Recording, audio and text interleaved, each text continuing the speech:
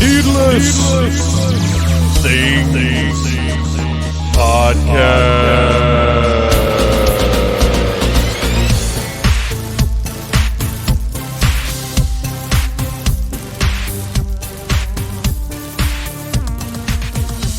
Hey, Phantomaniacs! Welcome to the newest episode of the Needless Things Podcast, where we talk about toys, movies, music, and all manner of pop culture dorkery. I am your host, Dave, and it's time again. It's time for the flashback episode where we look 30 years into the past at 1991. Before that, I just want to say a couple of things real quick. A little bit of business. Please check out the Needless Things YouTube channel. 2 toy reviews a week. 1 episode of the Needless Things podcast a week. If you don't listen to it on Spotify or the Podbean app or iTunes or whatever, you can listen to it on YouTube. It's there as well. Unless it's a special episode that I don't want to get tagged with copyright stuff. So those episodes don't show up on YouTube. Sorry, you're just going to have to track them down. This week on the Needless Things YouTube channel, I reviewed the new Frankenstein's Monster Ultimate figure from NECA and the Rise of Evil 2-pack from Masters of the Universe Origins. Frankenstein I've only seen a couple of times now, but that Rise of Evil, you guys, I was panicking about finding that thing. And, you know what, that's exaggerating. I really wasn't panicking because I didn't totally feel the need to have Cronus and Keldor because I've got the classics versions. But just as a collector, you know, sometimes I just want to see something. With the initial run of McFarlane toys, I did end up buying and reviewing a couple, but really I just wanted to see them. Sometimes you just want to see something. And while I knew I was going to buy the Rise of Evil 2-pack if I got it, it wasn't something that I was totally desperate to get, but I did really just want to find it. So you can hear the whole story of what went down if you watch the review, but it's everywhere now. I've seen like 6 of them in every Target that I go to. Now, I don't know how long that'll last, but they were plentiful for a while.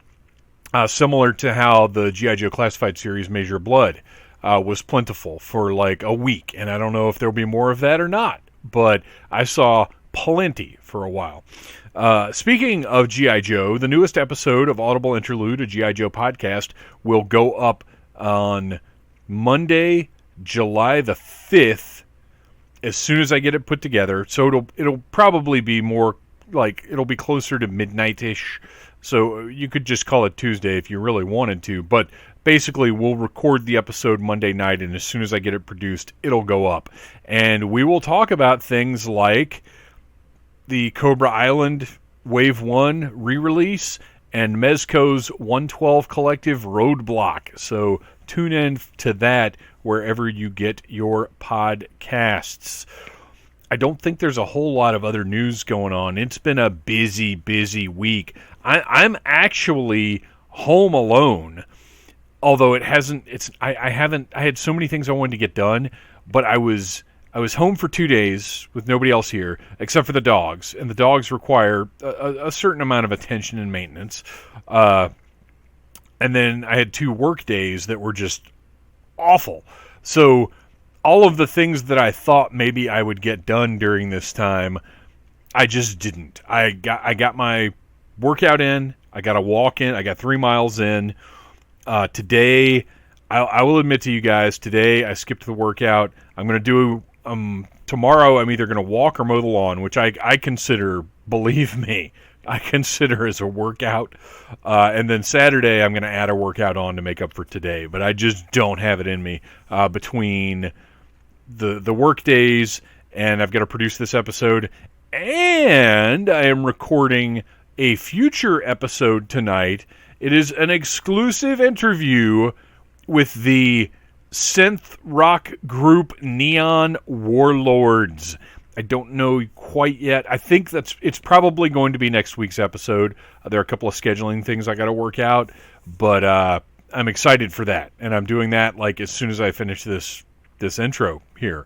I will be doing that. So normally I would throw some news at you guys. There are probably a few things to report. There were some, all the Suicide Squad figures from McFarlane are up for pre-order. The unmasked ones look honestly pretty crappy.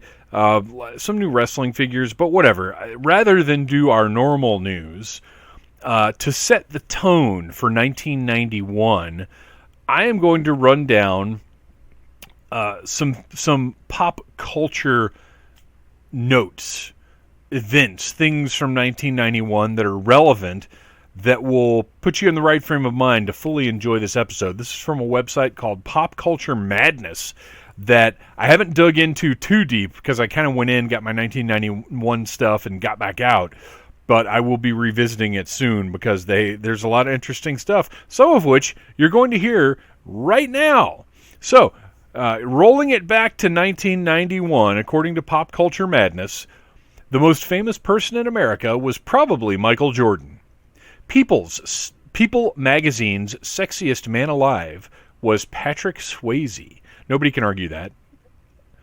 On April 1st, the U.S. minimum wage went from $3.80 an hour to $4.25 per hour, which, by the way, is how much I was making at my first job, which was Chick-fil-A.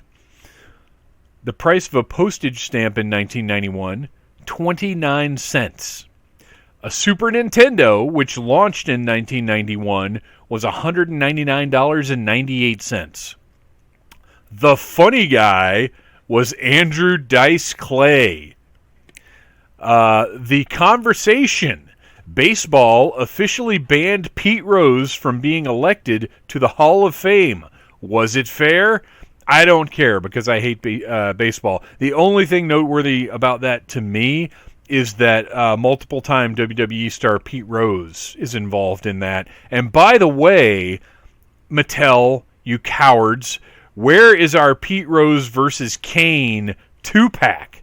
Where is that? Let's get to work on that, huh? All right. Top 10 baby names of 1991. Ashley, Jessica, Brittany, Amanda, Samantha, Michael, Chris, Topher, which that's weird to me because I had never heard Topher until Topher Grace came along, and he was obviously born before 1991, but also could have had no influence on names in 1991. Really weird. Matthew, Joshua, and Andrew. The hotties and fashion icons, only one listed here, Elle Macpherson. Hollywood hunks and leading men. All right, brace yourselves. One is obvious, Patrick Swayze, sexiest man alive. The no-brainer. Other one? Gerard Depardieu. What? I never understood that. That guy was such a schlub, and not like a kind of cute, lovable Seth Rogen schlub, just like a gross, like, go to a different aisle in Target if you see him schlub. I never understood it. Somebody explain the Gerard Depardieu thing to me. Time Magazine's Man of the Year, Ted Turner. And I cannot remember, is 1991... I'm trying to remember when WCW happened. I think it was pre-91, though. But anyway, Ted Turner, 1991, Man of the Year. Weird. The Scandals.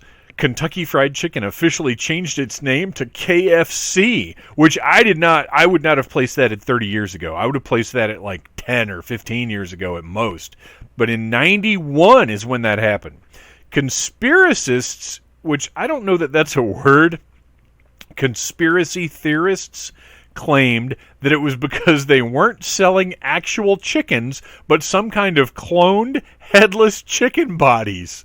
So the original name was supposedly shortened so it would no longer be false advertising. There you go. I bet you didn't know that. And then our second scandal, Paul Pee Wee Herman Rubens was caught in an adult theater doing an inappropriate public act. I would rephrase that to say Paul Rubens was caught in an adult theater performing a sex act in public, or a sex act that was inappropriate in public. Not that any sex acts are appropriate in public, but I think it's more appropriate there than like McDonald's or KFC. At least those didn't converge. At least Paul Rubens didn't wander into a KFC and start jacking it in a bucket of chicken. That would have been upsetting. That story wouldn't have gone away. All right, let's move on, please. Okay, this is where I need some feedback from you guys for real. So hit up Phantom Troublemaker on Twitter or join the Needless Things Podcast Facebook group, because I really need some kind of support for this. This is bizarre to me. Never heard of this. Never felt this way. The friendship paradox, a phenomenon that was first observed in 1991. On average, most people have fewer friends than their friends have. At the same time, they believe they have more friends than their friends have. Wow. What? This is so bizarre. I've never heard of this theory. I've never felt this way. I've never really had a conversation where I felt like anybody felt this way. I don't know where this came from. If you've heard of this, if you've felt this way, please do let me know.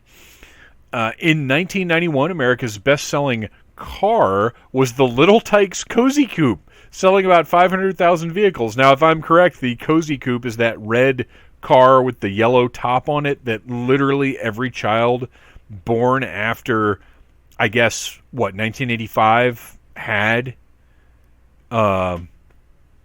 It's probably the best-selling car of all time. Let's see here. A man found a first printing of the Declaration of Independence inside the frame of a $4 painting he'd bought at a flea market. It was later sold at auction for $2.4 million.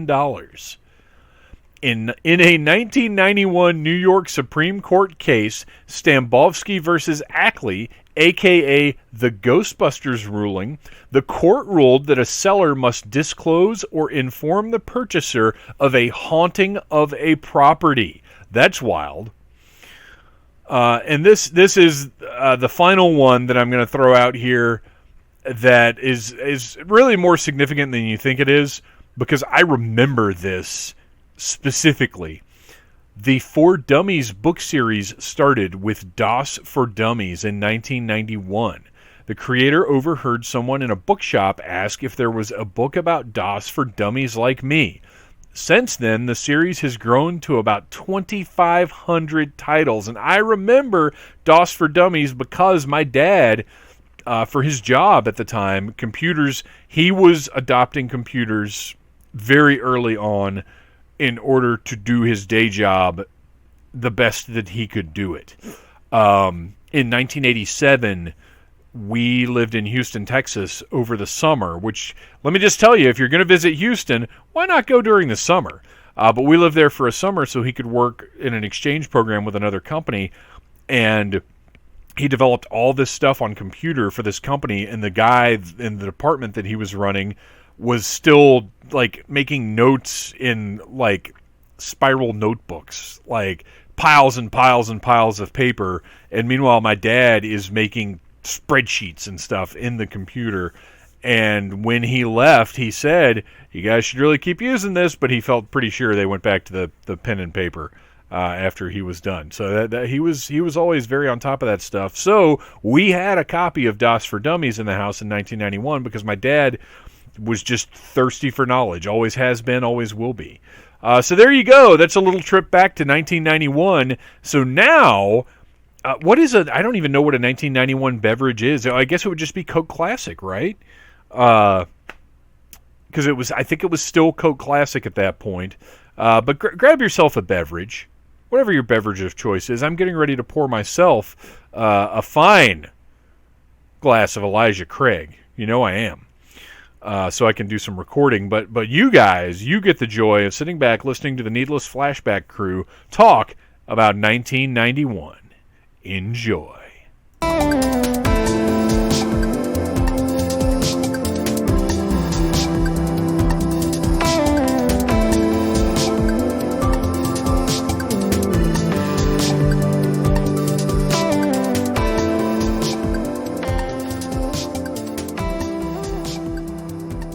Joining me tonight, the Needless Flashback team of the lovely Beth Van Dusen.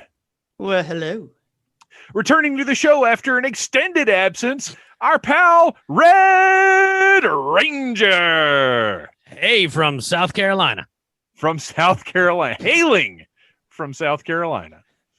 And finally, back on the show once again, Mr. Chris DePetrillo. Thank you. Hold the applause. I wish I could roll my L's so I could make that fancier, but I am La incapable. la la la la la. Something like that. That's more like a chant than a roll. But that's okay too. All right, guys, we've gathered here tonight because it is time once again for our look back 30 years into the past at the pop culture of yesteryear. And this year, of course, we're looking at 1991. And we still need to figure out if we're later in the year, maybe going to do an episode for 1981. I don't see why we wouldn't. But tonight is 1991. We're going to do our normal thing where each of us has several picks of favorite things from that year. And then we will also cover at some point something that's maybe a not so favorite. And I've just now realized, because I think all of us have gotten a little sidetracked today in our lead up, that I have not written down an order for tonight. So, show of hands. Chris, we can't see you, so this is not fair. My hand may be up or down. You know what, Chris? You can do the reactions. Since we can't see Chris, Chris is going to go first. So we are going to go Chris, Beth, Dave, and Sean is going to be our order this time around. So take us back to 1991. Chris, what is your first pick for awesomeness? All right, so my first pick for awesomeness from 1991 is not just from 1991, but it is one of my first favorite everything. It is tied along with Swingers as my favorite comedy of all time. It's got sentimental reasons, and it is just a classic cornball comedy. I am talking, of course, about Ski School. Oh, I should have known that. I should have seen that coming. That is, it is one of my favorite movies. You know, it came out January 11th, 1991. So I had just turned 10 in December. So this was not a movie geared towards me. But as I have mentioned on previous podcasts, I was always watching things that were a little bit beyond my years. But my appreciation of Ski School actually came several years later because I purchased a previewed VHS tape at the local video store, which I still have, complete with the hard clamshell. Nice. And, this will not be a downer podcast. I'm not going to bring down the room, but my cousin actually passed away the same weekend. And the only thing that kept me cracking up and cracking a smile that whole weekend was repeated viewings of my Ski School VHS tape. So it is a movie that has endeared itself to me ever since then. My fandom has lasted through the years. It is quoted ad nauseum over and over with friends of mine. And recently, I actually connected with Dean Cameron on Facebook, maybe about a year ago. And, typical, kind of, open book celebrity, like he goes back and forth with his fans and stuff. So I've interacted a few times with him. But somebody actually crafted a custom made Ski School trading card set, which he then put into production. And they only wound up making 40 sets. And there is one en route to me autographed by the man himself. Oh, so that's incredible. If that does not spell out my love for this film from the great year of 1991, I don't know what does. Now, are you going to get those things graded?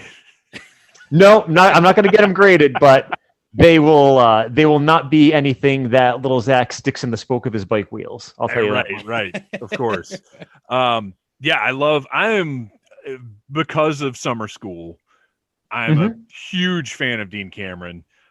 Followed his career for as long as it lasted. And Ski School, while it didn't hit me quite the same way, it was one that I watched over and over again. I never owned it, but it was one that was on the comedy rental list perpetually. And it still gets aired. I mean, HBO has been showing it up until like a month ago. Like it's still in modern day rotation in an era where like those cheeseball movies. Well, it was almost at the tail end of the, I guess, raunchy comedy era. So it still has not quite the Porky's aesthetic, but it still has that feel of that decade of adult comedy. Well, adult teen comedies, I guess. I don't know how you word The way that. that Dean Cameron himself pitches it, he goes, "It's the best '80s ski comedy made in the '90s." That is accurate. Yes, 100%. Now, have you guys, Beth and Sean, have you guys seen Ski School?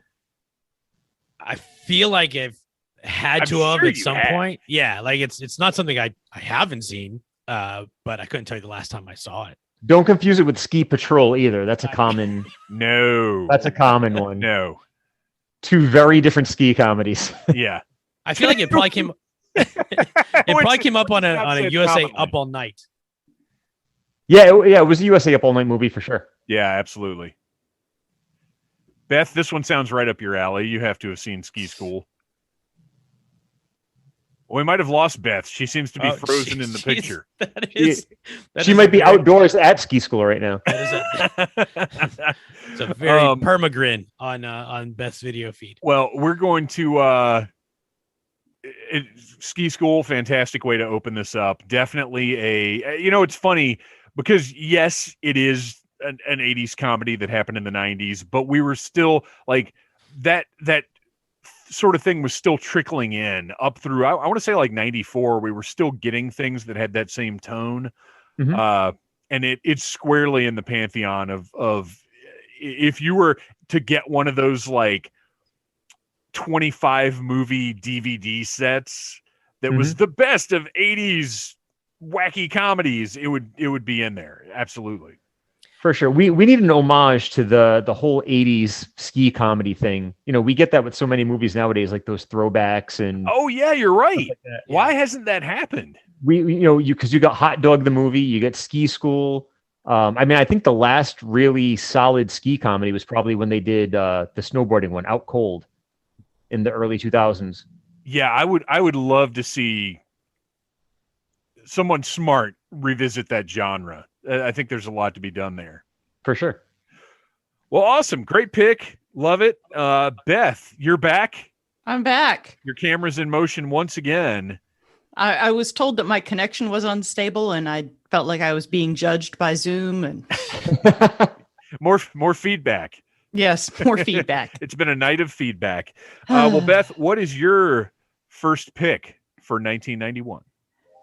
Well, I'm going to start. I was going to start with my very favorite thing, but I think I'm going to save my very favorite thing for later. So I will start with those of you who joined before my husband closed the door might have seen that we had a Ren and Stimpy poster on our door.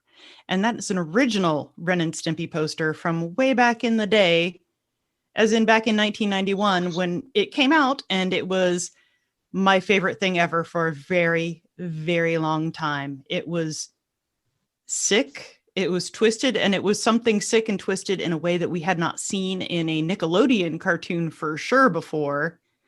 And while I was too old to be watching Nickelodeon, this cartoon was not too old for me to be watching Nickelodeon. It was very adult themed, but so catchy. My brother and I memorized some of Ren's monologues, if you will, and we used to recite them to each other back and forth. I don't remember any of them by heart anymore, but I used to know a lot of them. And we do want to acknowledge here that we're aware of the problematic John Kricfalusi, but we can separate the artist from the art. But I do want to acknowledge that he is a horrible human being that should probably be in prison. But I actually didn't know anything about any problems. Otherwise, I wouldn't have brought up somebody problematic. But the cartoon deserves to be acknowledged. It's got a place in pop culture history. It influenced literally every animated thing that came out after it. So we can't ignore it. But I do, if anybody's unfamiliar with that situation and wants to educate themselves and perhaps change their perspective a bit, just Google that. We're not going to get into it here, but he's a bad person.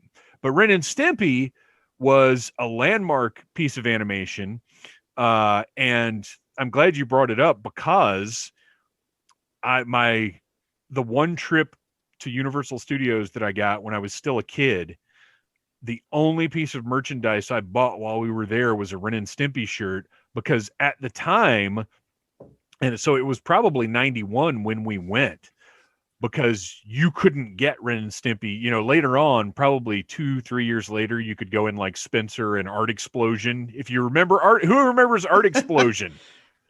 And get Ren and Stimpy shirts, but at the time they just weren't anywhere to be found. You could find, I think, Simpsons shirts had really just started to hit big time then. So we went to Universal Studios, and I got a Ren and Stimpy shirt and had it for years and years. And I wore it like as often as my mom was willing to wash it.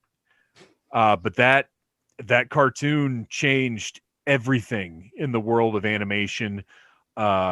More memorable songs, more memorable sequences, Log, Powdered Toast Man, like all of these just insane things that were straight out of the pages of like underground comics from years and years before, but now they're on Nickelodeon. I don't think you could overemphasize Ren and Stimpy's influence on pop culture. If you look at the newest Mickey shorts that Disney has been releasing, there's an undeniable like line to, I mean, it's not the gross out stuff, but it pushes, particularly for Disney, pushes some of those boundaries, and you can definitely see a Ren and Stimpy style influence there. Well, and I think it's the zaniness.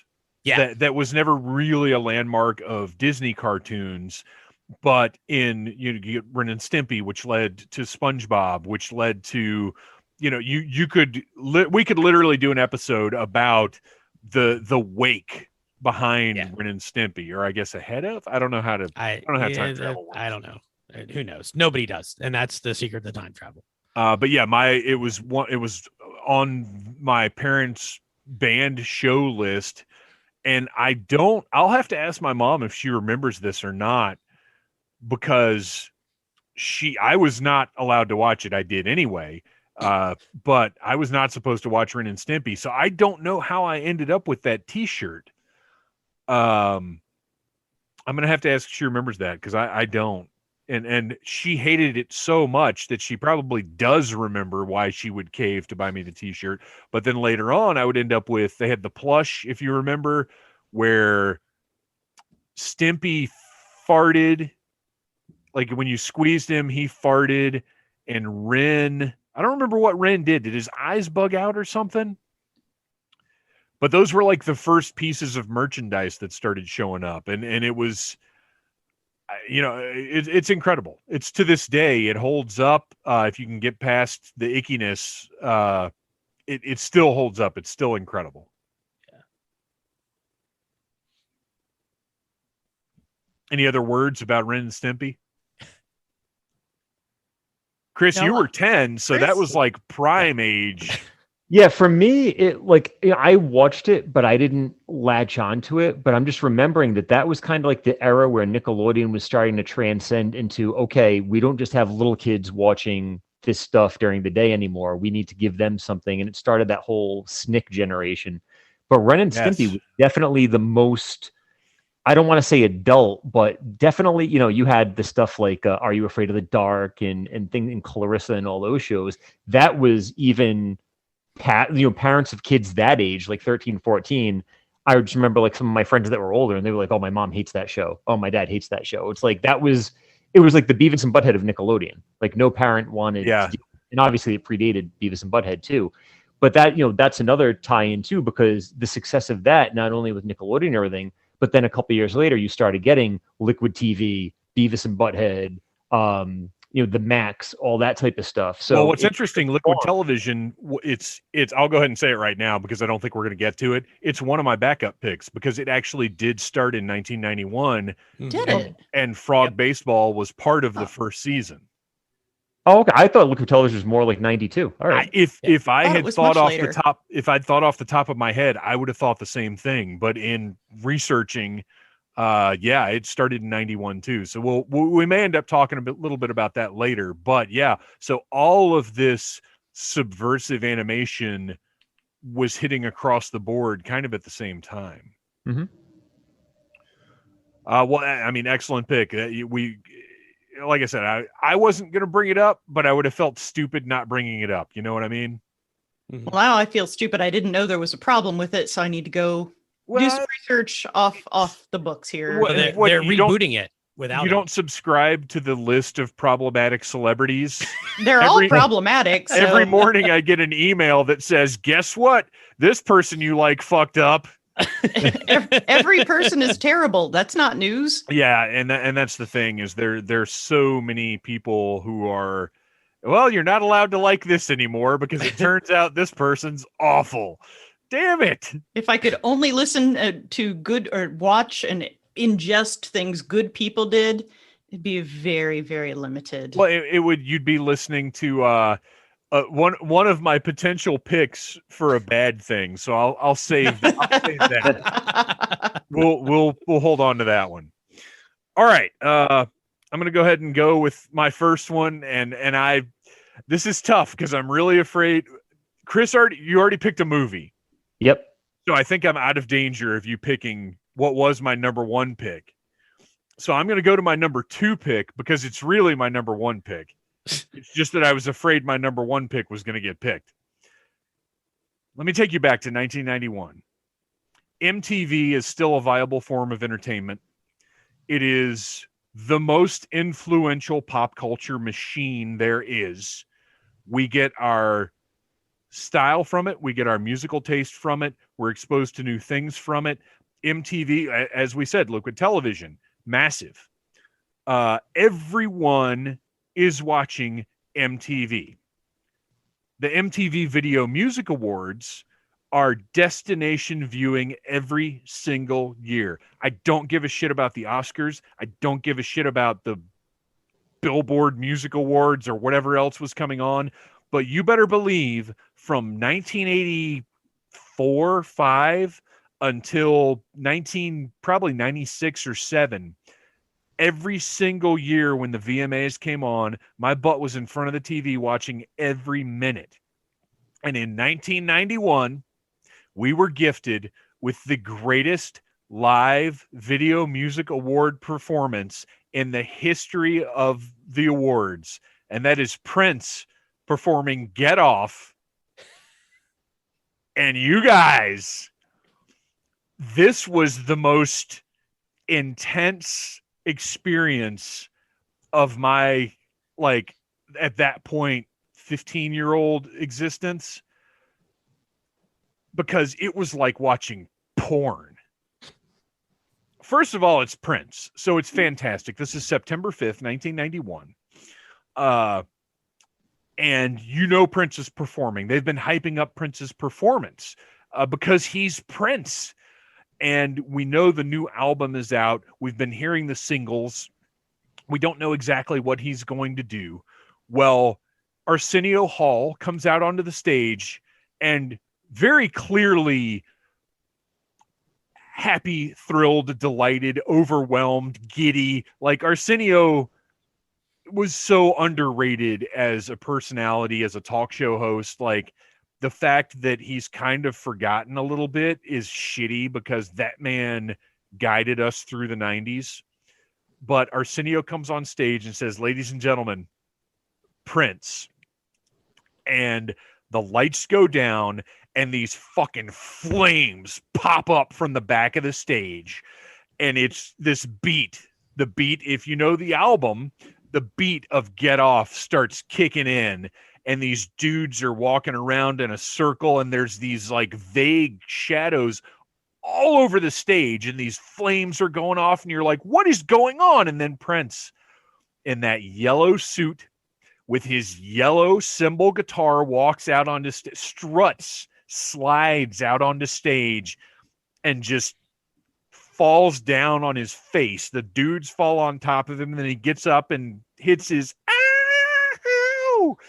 And starts playing, and the lights come up, and you realize there are basically naked people all over the stage just fucking.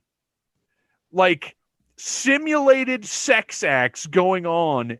There must have been 100 people on that stage writhing around and just making sex all over the place. And Prince is doing this song, and it's incredible, and it's the best. Like, I've never seen, to this day, I've never seen anything quite like that performance on the VMAs. And then he turns around and he's got the butt cut out of the suit, which I don't want to ruin anybody's day, but that was not Prince's actual butt. It's fabric.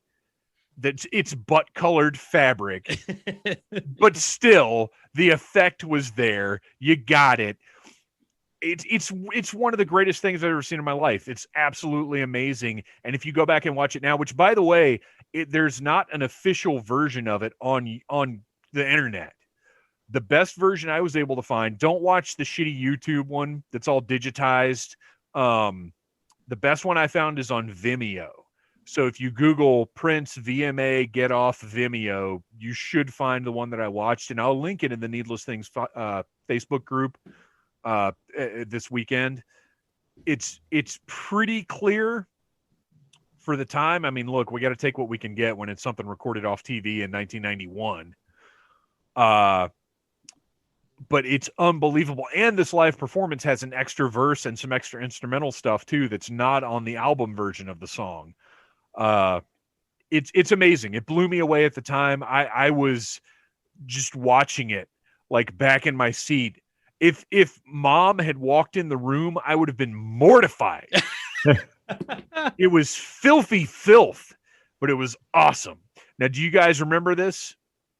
Oh, I remember the music awards for sure. He had like it was like cheetah yellow. It was yes, bright, bright yellow, like cutout. Everything was macrame. Is that? I don't know. I know what you're trying to say. That's not what macrame is. Macrame is like I don't know what I'm knitted or something. But it's like cutout, and some of it is see-through, and some of it is, like I said, flesh-colored panels. Because if you look, the shoulder pads, like it looks like Prince has giant fleshy shoulders underneath it. But it's just the shoulder pads of the same fabric as the butt cheeks.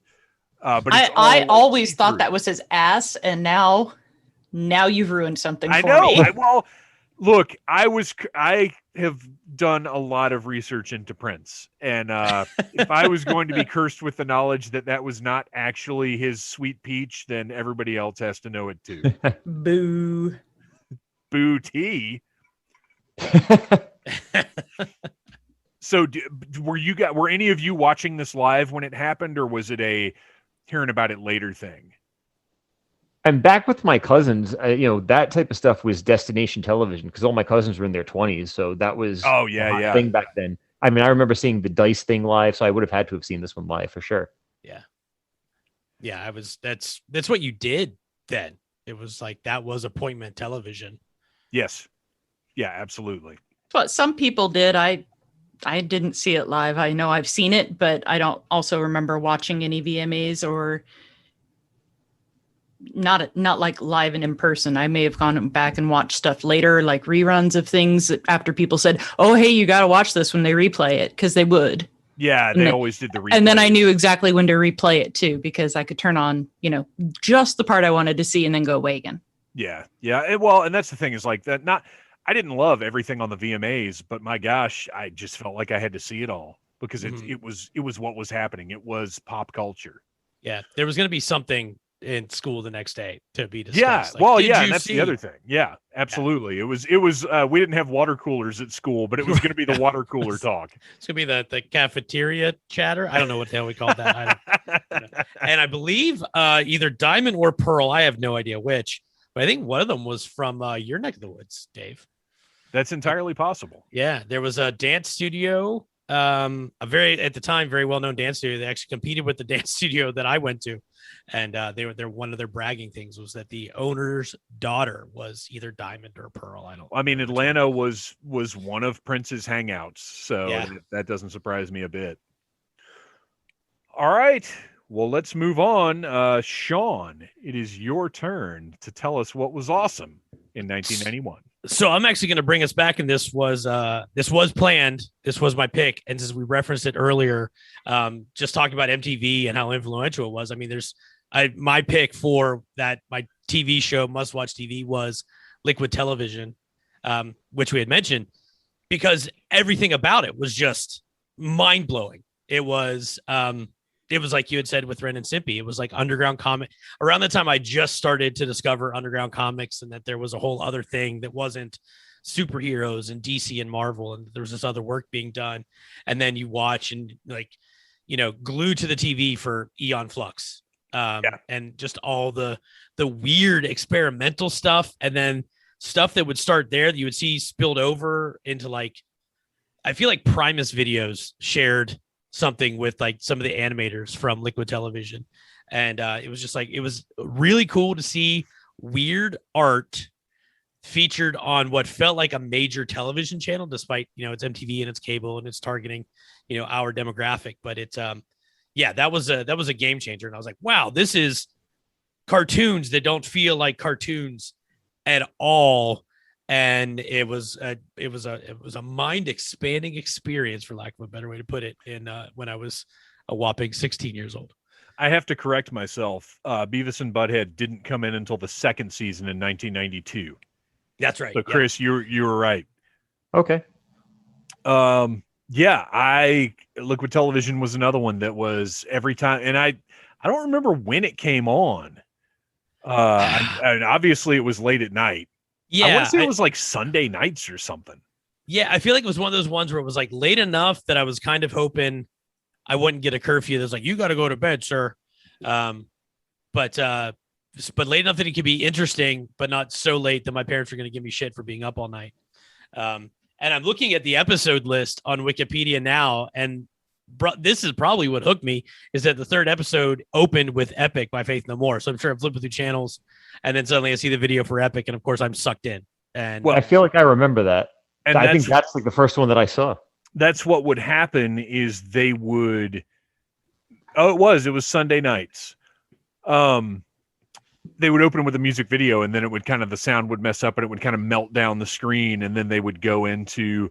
Usually they had an interstitial type thing where it was like one thing that would be serialized throughout the episode to kind of connect it together. Yeah. And then there would be the shorts through there. But it was mind blowing. And again, I didn't like everything in it, but it was all bite-sized chunks. So whatever you didn't like was over in under a minute or whatever. Yeah. And you moved on to the next thing. But yeah, Aeon Flux was definitely, I mean, we're 15-year-old dudes, regardless of how cool, like sci-fi. Oh, wow, what thoughty stuff this Aeon Flux is. It's a chick in barely any clothes doing acrobatics. Of course, we were into that. Yeah, 100%. Like there was no way we're not into that. There was, and it was, so Jen's a few years older than me, and so she remembers Spike and Mike's Twisted Animation Festival. Yeah. And there was a lot of that stuff that spilled over into Liquid Television. So I think they pulled stuff directly from there. Yeah, I feel like there's one particular artist that did like a lot of weird stuff with like people crawling up their own noses. Richard Plimpton. Okay, yes. Yeah, Plimptunes. That's right. Yeah. Is it Richard? Stuff, is that right? It sounds right. I'm going to just believe you because you're the host. So it was really interesting seeing stuff that in a weird way, it felt like it was targeted at me and my generation, but at the same Bill time, Plimpton. There we go. Yes. Richard's his brother. Which to me sounds like somebody who hosts like Masterpiece Theater. This is true. Hello. Welcome to Masterpiece Theater. I'm Bill Plimpton. He would go by William if it's Masterpiece Theater. Just saying. Yeah. He might do both. We don't know. We don't know the inner workings of the Plimpton. William Bill Plimpton? Yeah. But it also felt like it was something that was meant for it. Like you're looking at something you're not supposed to look at. Like this was meant for somebody older. Yeah. And it's like, it had that same kind of feeling like when you see adult movies as a kid and you're like, I shouldn't be watching this because my brain is not equipped to handle what I am seeing. And it was the same thing, but with animation and just doing weird stuff with like this is a format I've literally been consuming every day of my life for the last 13, 14 years. Right. You're not supposed to make cartoons that aren't for kids. Right. It's It's like, weird. this isn't What's Bugs wrong Bunny. with you? Right. And it just, and so it felt like looking behind a forbidden door a little bit and just kind of, and going, oh, you can do this. This is a thing. And then it just opens you up to an entire world. You're like, oh, I can go. And next thing you know, you're reading Milk and Cheese and Flaming Carrot. And, suddenly everything needs to be drawn by Mike Allred. And you're like, oh, okay. My horizons have been expanded. Yeah, this was another one that was just had a huge impact on the pop culture landscape. And then later on would lead to, I can't remember what the spinoff show was called, but they had was it Alex Winter's show, Idiot Box? Yes. Felt like something that sort of followed along behind this. And then they had the other show that had the Max and the giant head or whatever it was called. Oh, God, man. What was that called? Looking Now. Okay, yeah. They had one that was called Oddities. Cartoon Sushi.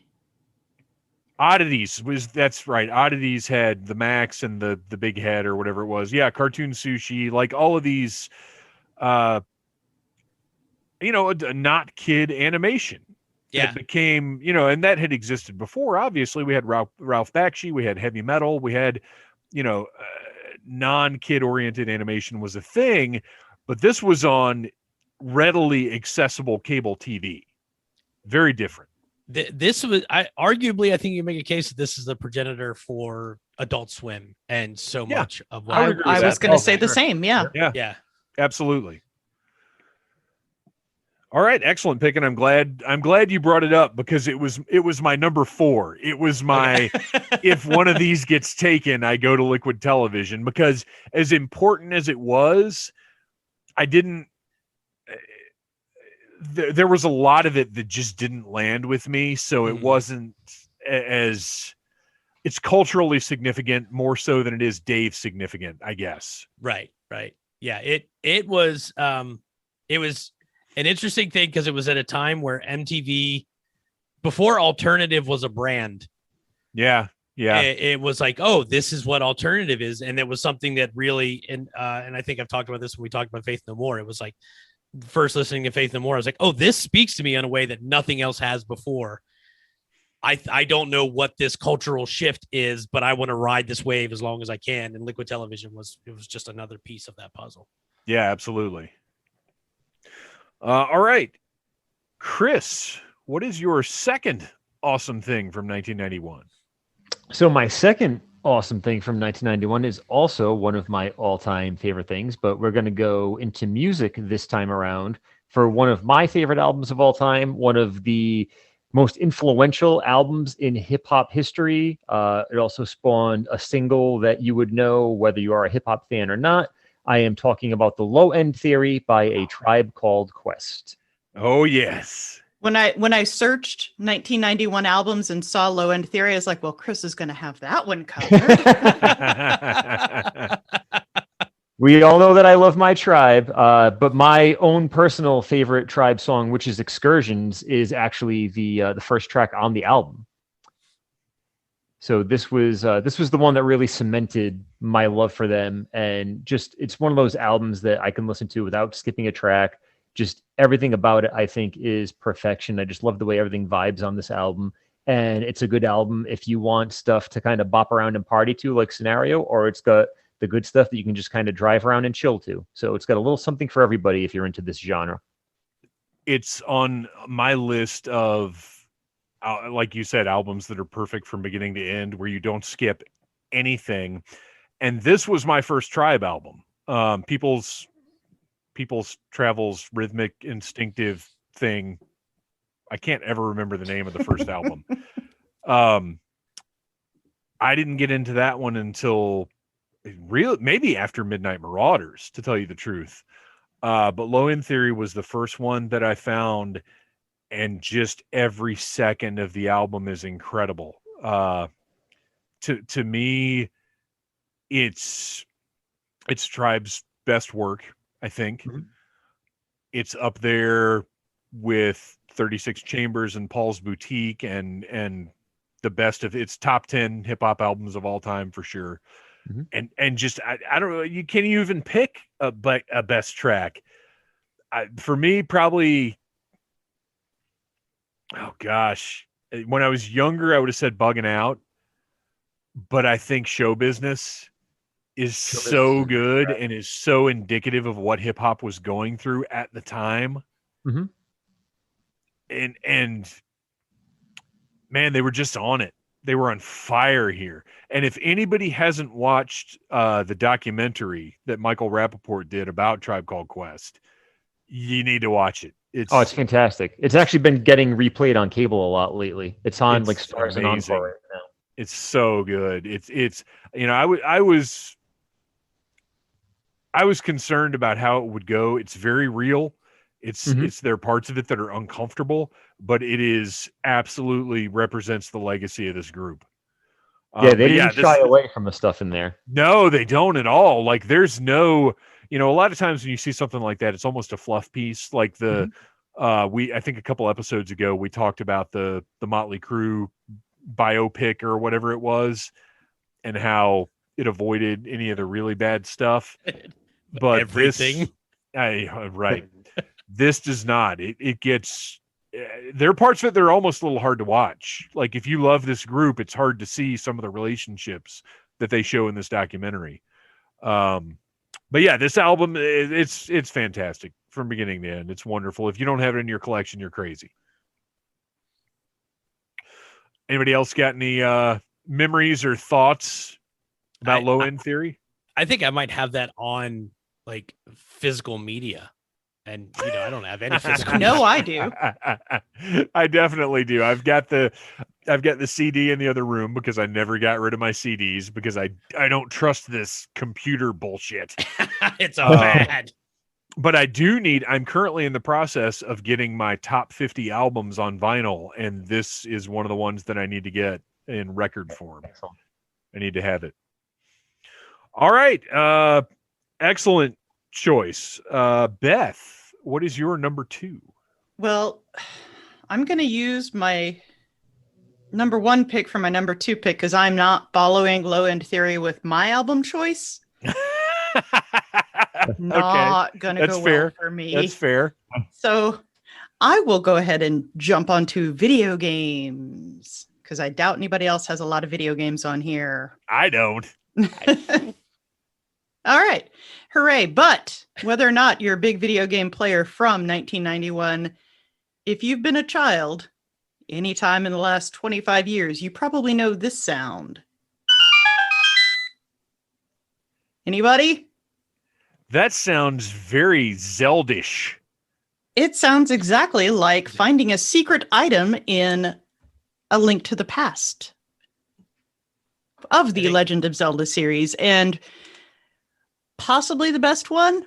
It's neck and neck with Ocarina of Time. Okay, Link to the Past is number 2, right? Link to the Past is number 3. Oh, okay. Like, 2 is the one. 2 is a crappy top-down one where they try to. Right, do 2 is the one that everybody hates that I like. Okay.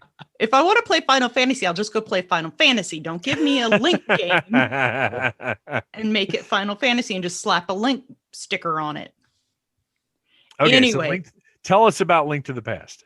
Link to the Past is the one that actually it's top down, but it's also your first real good dungeon crawler. It was Super Nintendo, which, obviously looking at it today, it looks like Atari would to us now, but to children of today, it looks like Atari did to us then.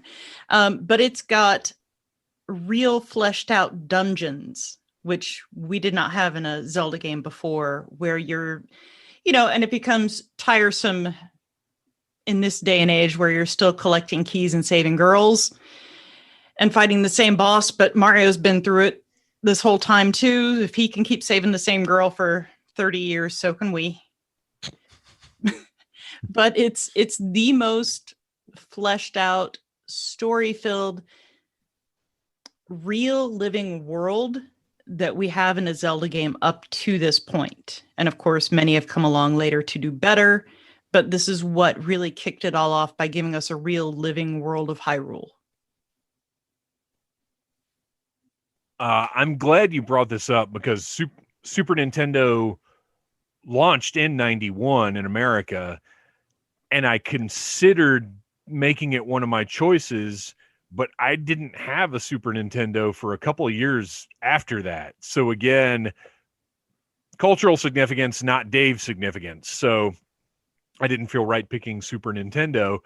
But this game, once I did end up playing it, this is the game that made me appreciate the Zelda style, because I liked Adventures of Link. Was that the second one? Is that what you said? Yes. Okay. I liked that, but it was not a Zelda game. No. Really. As a matter of fact, was it? It wasn't like Super Mario Brothers 2 where it was some other game repurposed, was it?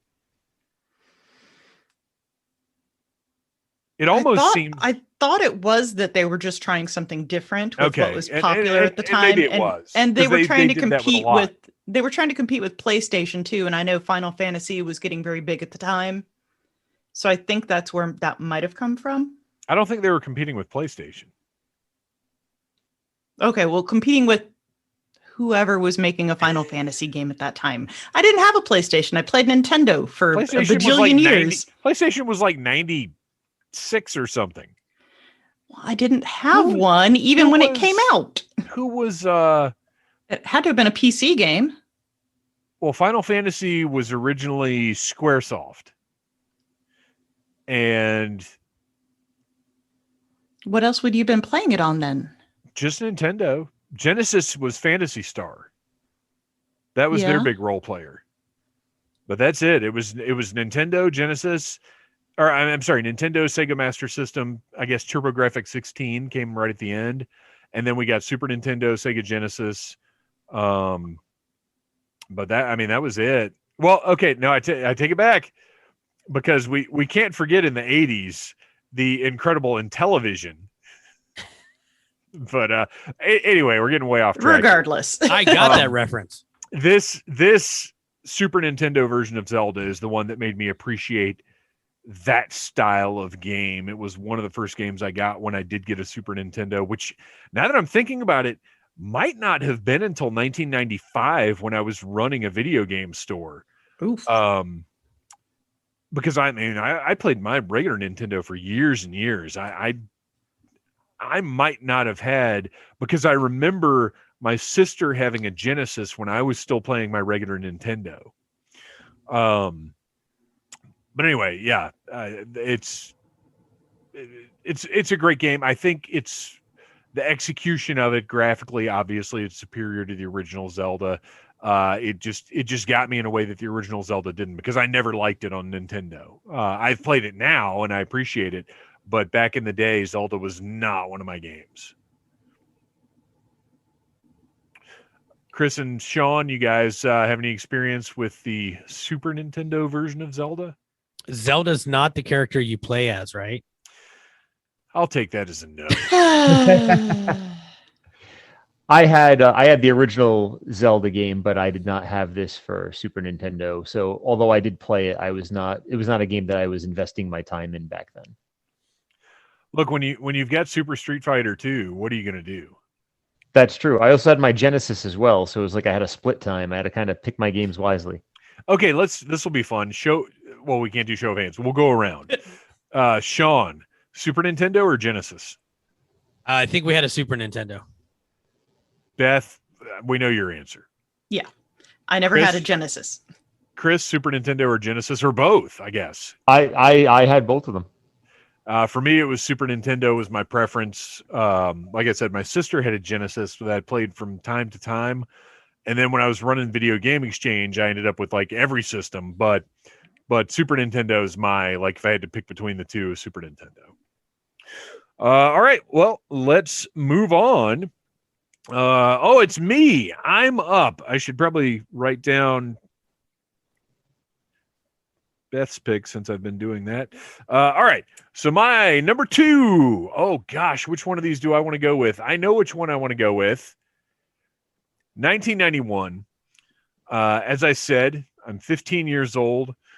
I am developing my taste in movies, in comedies, in horror, in all kinds of different things. My horizons are being expanded by my friends who have experienced different things than I have.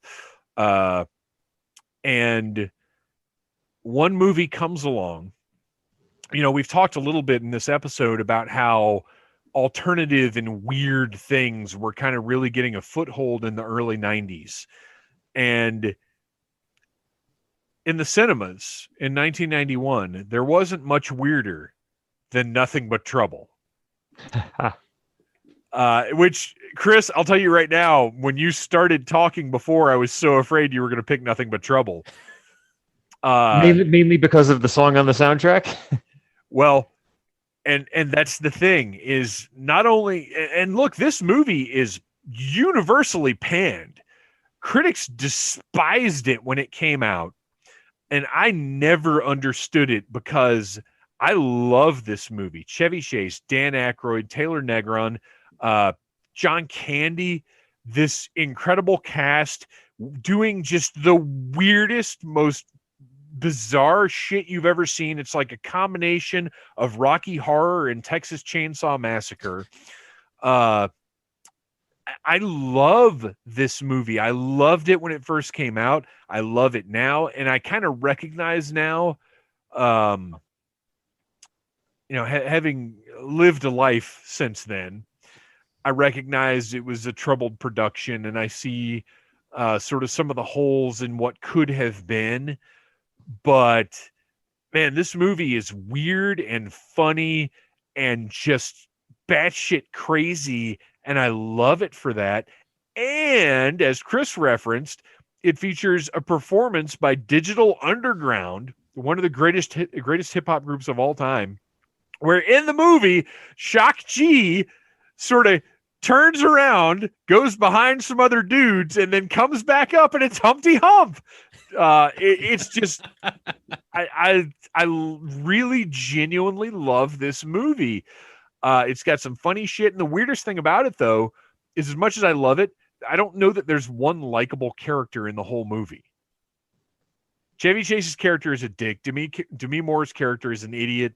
All the people in Volcanavia are terrible, terrible people. Like John Candy's character is probably the closest to having any kind of virtue or redeeming qualities. But man, I just, from beginning to end, I love this movie. Let's see here. I'm looking at my notes that I made. So on a $40 million budget that went $5 million over budget, when it left the box office, it netted a whopping $8.4 million. It was not a financial success, not a shining star on the resumes of anybody involved. But I love it, man. I think it's an awesome movie. You guys have all seen Nothing But Trouble, right? Oh, for sure. I mean, this was another one where it got replayed for, I think, a good 3 or 4 years after it finally hit cable. I remember it being shown on HBO well into the mid to late 90s. This was like a staple of cable television. Yes, absolutely.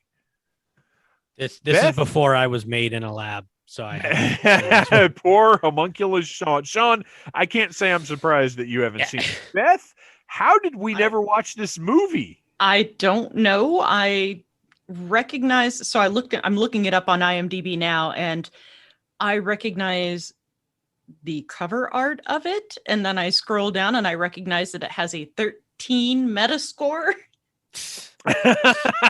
Sounds about right. You can't go by those, though. You can't go by those. I'm aware, but that's still pretty bad. But I mean, that would never keep me from watching a movie, but it would make me go, let me read some of these reviews before I watch this movie to see what everyone finds so deplorable, because that that's upsets really me. low.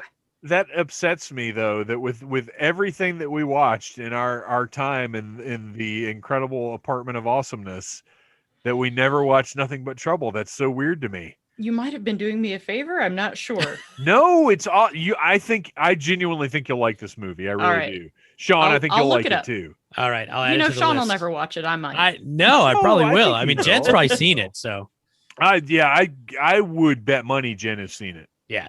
All the Um, search she has. Now, when you mention it, I cannot predict what her face will do, but I bet she's seen it.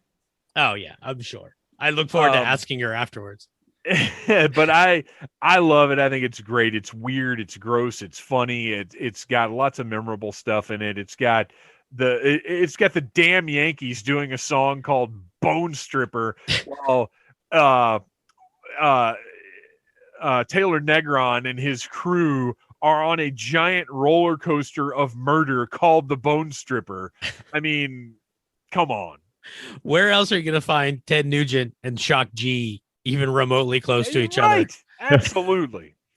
Yeah, and I think it's a crime that nobody has, it's weird. This year on the podcast, we seem to have run into this a good bit where we're talking about a movie or something that somehow has not received the Shout Factory, Kino Lorber, Mill Creek treatment. And Nothing But Trouble has never gotten that special like Blu-ray release for some reason. And it needs to happen because the movie, it's fucking weird. It deserves it. I was thinking about that when you did the Back to the Beach needless commentary. Right, that's how is that not been released? It's crazy. Back to the Beach and Nothing But Trouble. These are two movies that you guys that release weird shit on Blu-ray, you're failing all of us by not putting these movies out. Shout Factory, where are you? Well, Shout Factory may be aiming a little high for these, but somebody out there. Who was the company that did Rad? That was yeah. Well, Rad was Vinegar Syndrome, and then it was Mill Creek, and now there's a third version coming out. Damn we went years with no Rad, and we've got the 4K, and then the Steelbook, and now just a regular Blu-ray. I've got to think at least Mill Creek should be able to get their hands on Back to the Beach and Nothing But Trouble. Yeah. But I was just thinking that, you mentioned this and we mentioned Digital Underground, but a movie that is so loathed by critics and didn't make its money back is responsible for the breakout of Tupac Shakur. Yeah, absolutely. Because that was his verse on the soundtrack. Yeah. And if you watch the video, his appearance in that video is incredible. Mm-hmm. Brought into the video on one of those sedan chairs being carried by four people. Absolutely phenomenal. Tupac, go on and rock this. All right, let's move on. Sean, you are going to wrap up our second round. What is your number 2 1991 pick? So I am going to go a little bit deep here because there were so many albums, and I had a first pick, but you know what? I think I'm going to jump down to my third pick. PM Dawn in 1991 released Of the Heart, of the Soul, and of the Cross, the Utopian Experience, aka that weird random hip hop song that's sung over Spandau Ballet's True. Floating on a river of eternal bliss or whatever it is. Set adrift on memory bliss. I was hooked, and here's what I think. This album came out right around the same time that I got introduced to Ralph Waldo Emerson. And, I never did drugs. Maybe I should have. Ralph Waldo Emerson and Henry David Thoreau, and I went nuts for transcendentalist stuff. And I'm reading a Details magazine review of this album, and they name dropped that. And I think they did an interview, and I was like, I got to go get this album. And I kid you not, and everybody that knows me is going to believe this, played the shit out of that cassette. I think I had to buy 2 cassettes. I was all in on it. And then I bought their next album. I was the hugest mark for PM Dawn, and still to this day, if I just need to relax, I'm going to put on PM Dawn and just listen to old PM Dawn stuff. I fucking love this. This is great. This would all be horrifying and shocking if I didn't know you. This is the greatest segment in the history of this show. That's what I said. I'm going to go way out left field here and be like, yo, PM Dawn. That's where it's at. I'm crying. I don't like the Beatles. Their My Guitar Gently Weeps cover by PM Dawn on their second album. Great song. If you don't stop, I'm going to have a stroke. I feel like you're trolling us. Oh God, I may need more wine.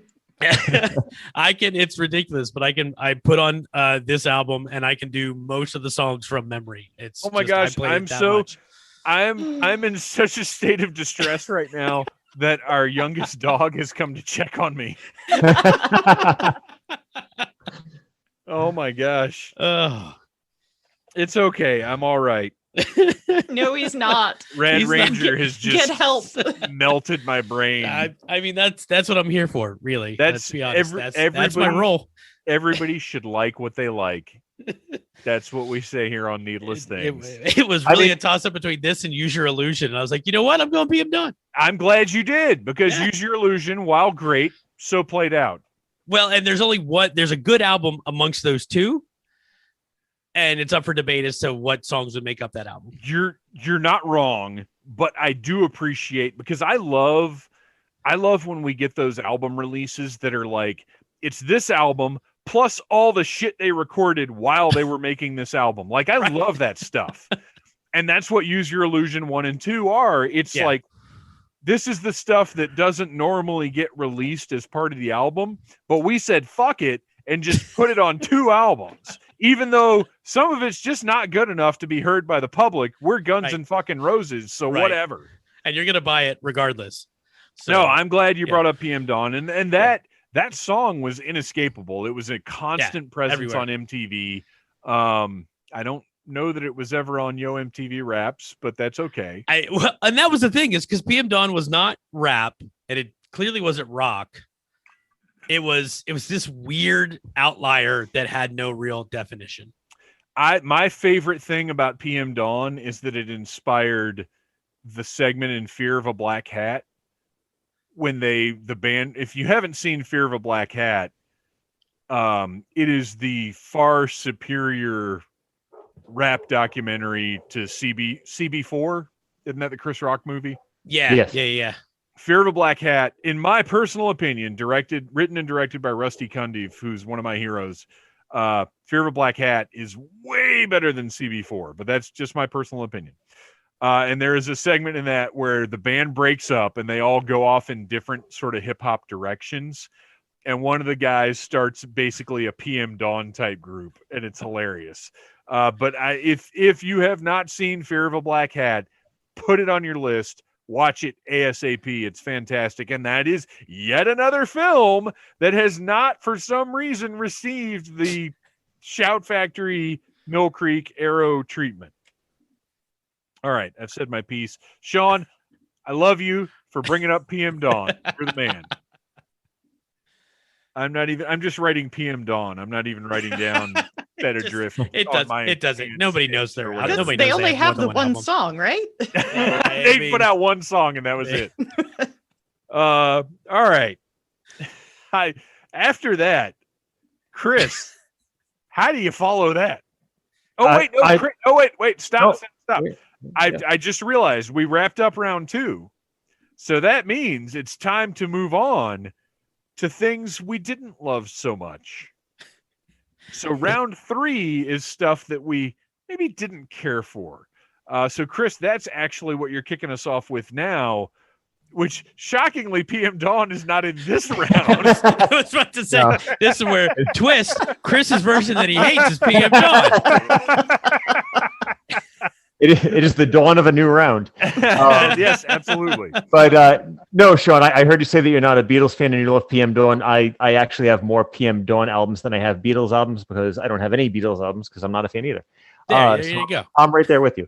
But no, my thing that I disliked, just to kind of keep up the trend of things that have sentimental value or long-term value to me and my fandom. If you remember in previous episodes, I mentioned how my family was obsessed with 2 things when I was growing up as far as television, and it was Dallas and Dynasty. Those were the 2 shows that you had to take the phone off the hook and shut the doors. And if you weren't in the house, you had to stay outside until the episode was over, because this was This was appointment viewing every week. And in 1991, several years after the finale of Dynasty, ABC brought back Dynasty with a reunion miniseries that omitted many of the plot points that the series ended on. Although they ended on cliffhangers, they brought it back with a little bit of a twist to the plot. They brought it back with different actors in major roles. And although I was happy to see people that I had become fond of by watching them on television for years prior throughout my youth, it was just a swing and a miss. It just did not hold up and did not hold a candle to previous seasons. So it was not something that my family and I were as excited about after the fact as we were going into it. I have literally no input about the Dynasty reunion. I figured that I might be the only one mentioning this one. I got nothing. So with that, let's move on. You can take my word for it. That's fine. I will avoid the Dynasty reunion miniseries. Like I believe you. And yes, I will also stay away from it. I was just about to watch it tonight. Beth, what is your not so favorite pick? Well, it's also music, but not PM Dawn.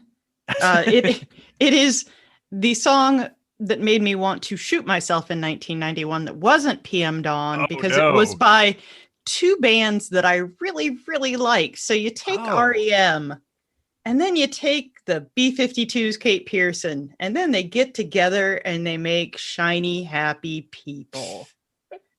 And I that thought for song, sure you were going to say everything I do for you. no. So you're telling me Shiny Happy People by Kate Pearson and REM is worse than Everything I Do for You by Bryan Adams? Yes.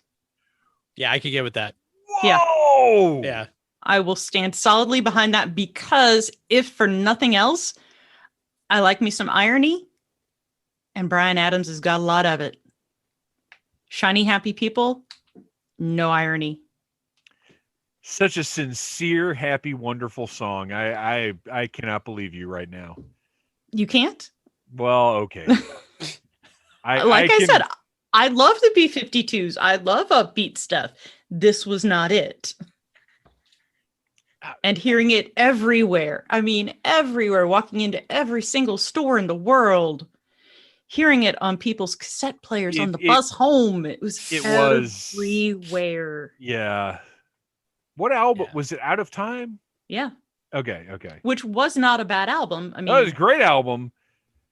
You're right. Like, I don't hate that song. I never hated that song. However, you're right. It was everywhere. And like, it felt like it was used in everything. And it was just, if it had just been like kind of a one-off, overly joyful track on the album, and it hadn't gotten the radio play and video play that it got, I don't think it would have been as bad. But it just got pounded into our faces forever. So yeah, you're not wrong, but I don't hate the song, but yeah, in the context of the rest of the album too, it just feels it is out of place. Well, and it almost a downer album overall. It is. It almost feels like, we know the rest of this album is pretty dour, so let's throw in this. I mean, you can go upbeat, but to go from like here to way up here, it's too much. It's too much. You're right. I'm not going to hate on people who like it. Like your thing, like your PM Dawn.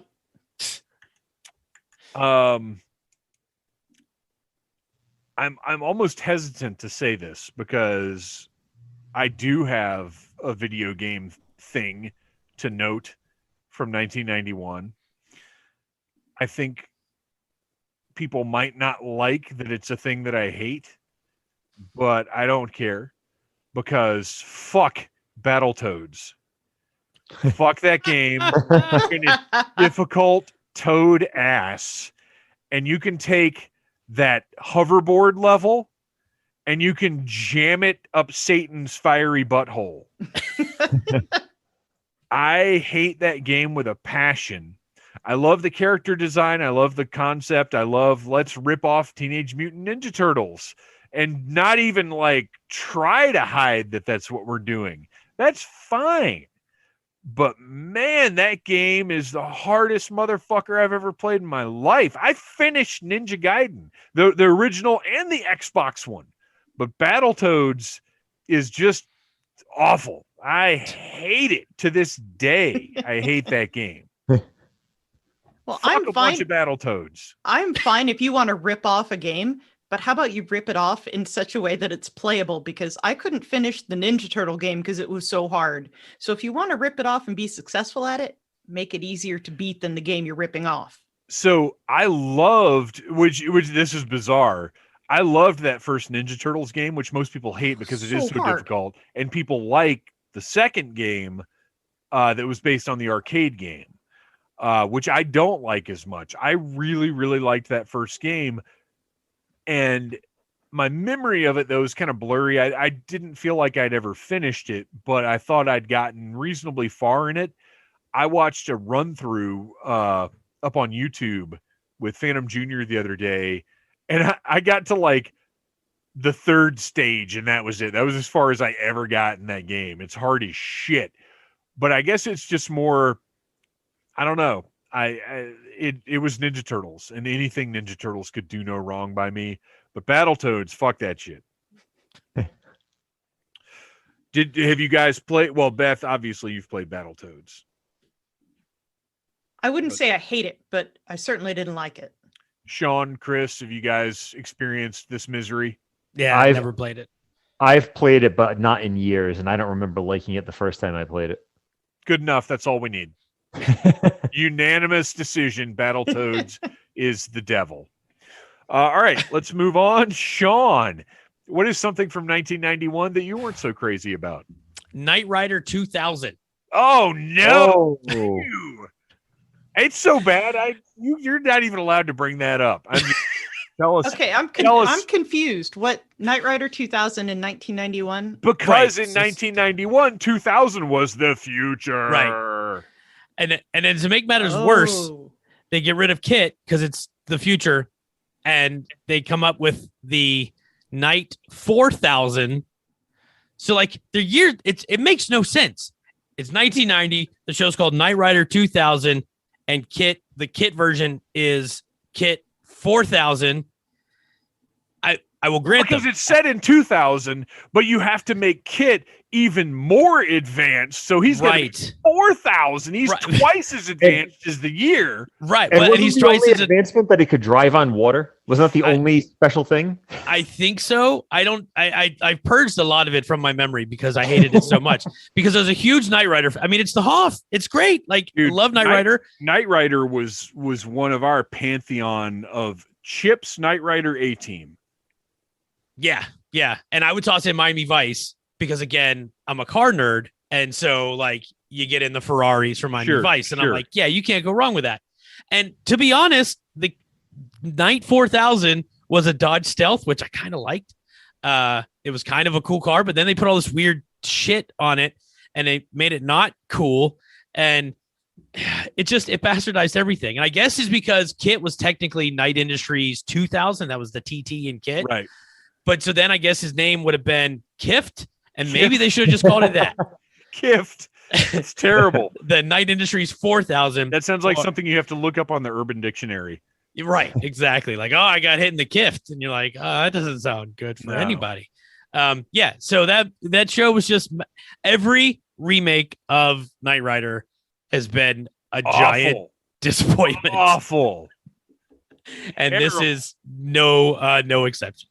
I've mentioned him on the show before, but I'm going to mention him again now. The Toy Galaxy YouTube channel has a great episode about Knight Rider that discusses Knight Rider 2000. I recommend everybody go watch that. Ugh. Gross. We're going to need some good stuff to get this sour taste out of our mouths. Chris, please wrap up our round of what I think this is the worst bad round we've ever had. Because everything's actually pretty bad. It's all really indefensibly bad. There's no saving grace from anybody. No. And we transitioned off of my PM Dawn is a good thing. So I guess we just sort of started low and stayed there. In as far as y'all are retrospect, concerned. in retrospect, PM Dawn scene's not so bad. Yeah. I could listen to the one PM Dawn song now. All right, Chris, please wrap up this round of horrors. All right, so we're going to go back to TV because when I was a kid, two of my favorite shows growing up, I've already mentioned Dallas, and another one, which is probably my son's favorite show at this point, and he's only 6, is Three's Company. So what could be better than those two shows? How about taking the main stars and putting them together as parents of their own family unit? I'm talking, of course, about Patrick Duffy and Suzanne Summers in Step by Step, premiering on ABC in September of 1991. Wow. Okay, and I mistakenly said wrap up this round. I meant pull us out of this round of horror. So I remember Step by Step being a thing. It was never one of my shows. I don't know that I've seen a single episode of it. Give us a little bit more about this show. So it was part of the TGIF lineup on ABC. So Family Matters, Boy Meets World, all that type of stuff. And what it was they were looking for a project for Suzanne Summers, and Patrick Duffy was guaranteed a new series by, I think it was Lorimar Productions, once Dallas ended. So it was a modern spin on the Brady Bunch, where they were both divorcees, or they had lost their significant others, and they met on a cruise and got married. So it was about getting married, and then instead of, the wife had the girls and the guy had the boys, they each had, a mixed batch of children. And it was about having them all come in under one roof. And then you had Frank, which was Patrick Duffy's character, his nephew, which was played by Sasha Mitchell of the Kickboxer sequels fame. He played Cody, the wacky nephew. One of the daughters was played by Stacey Keenan, who was the girl from My Two Dads. So you had these TV veterans kind of mingled into the cast. And it was really just a modern spin, like a 90s spin on the Brady Bunch. But it was just one of those shows that I was really taken by. It could have been because I had the fandom of the central characters, Patrick Duffy and Suzanne Summers from their other shows. But it's still streaming on Hulu. So it's another show that my son has actually gotten into. So we've been watching it recently. And I think that's what put it over the top for me, because it does have some longevity. I mean, you know me, I like a lot of wacky stuff. I like a lot of out there stuff, as we all do. But seeing my son latch onto some of those things, it kind of adds a little bit of that sentimental value to him. So that's why I threw that on my list for tonight. Well, I'm always looking for sitcoms to, because I like to watch a sitcom as I'm falling asleep. Right now, I'm watching Wings. But are you watching it on the Wings channel on Pluto TV? No, I'm watching it on Hulu actually. So that's what I was going to say, is I'm going to have to add Step by Step to my Hulu playlist and check it out. And it's worth noting, Step by Step, such a good show that New Kids on the Block wrote a song about it years later.